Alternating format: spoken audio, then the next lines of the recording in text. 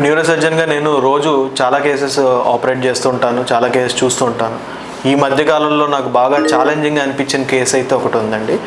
38 ఏళ్ళ అమ్మాయి ముక్కులో నుంచి బాగా బ్లీడ్ అవుతుంది, కంటిన్యూస్గా బ్లీడ్ అవుతుందని చెప్పి మన దగ్గరికి వచ్చారు.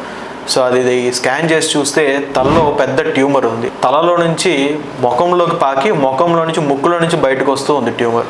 సో దీనికి సర్జరీ చేయాలని చెప్పి మనం ప్రిపేర్ అయ్యాము. ప్రిపేర్ అయినప్పుడే కనీసం ఒక 6 ప్యాకెట్స్ బ్లడ్ అవసరం పడుతుందని చెప్పి ముందుగానే రెడీ చేసుకొని సర్జరీకి ప్రొసీడ్ అయ్యాం. అనుకున్నట్టుగానే సర్జరీ మొదలుపెట్టిన తర్వాత ఇంకా అది రక్తం పోతూనే ఉంది. దాదాపుగా 3 లీటర్ల బ్లడ్ పోయింది. 3 లీటర్ల బ్లడ్ పోతుంటే ఒకవైపు పోతూనే ఉంది, ఇంకోవైపు నుంచి బ్లడ్ పంపిస్తూనే ఉన్నాం. అట్లా రక్తం పోతూ ఉండగానే మనం సర్జరీ అనేది కంప్లీట్ చేసాం. సో పేషెంట్ కంప్లీట్గా బయటపడ్డారు.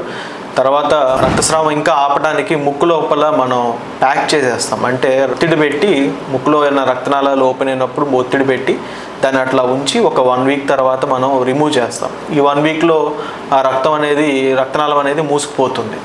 సో అట్లా మనం ఈ కేసు కూడా ఆ ముక్కులో ప్యాక్ చేసి వచ్చేసాం. వచ్చిన తర్వాత 7th డే మళ్ళీ ఓపెన్ చేద్దామని చెప్పి ఆ ముక్కులో ప్యాక్ తీసేద్దామని చెప్పి ఓపెన్ చేయగానే మళ్ళీ రక్తస్రావం మొదలైంది. ఇంకా బ్లడ్ పోతూనే ఉంది. సో వెంటనే మనం ఎమర్జెన్సీ కింద మళ్ళీ ఇంకో 2 ప్యాకెట్స్ బ్లడ్ పెట్టి రక్తనాళాన్ని సీల్ చేసి కంప్లీట్ చేసి బయటకు వచ్చాం. సో పేషెంట్ ఇప్పుడు కంప్లీట్గా నార్మల్ అయ్యారు, తన పని తాను చేసుకోగలుగుతున్నారు.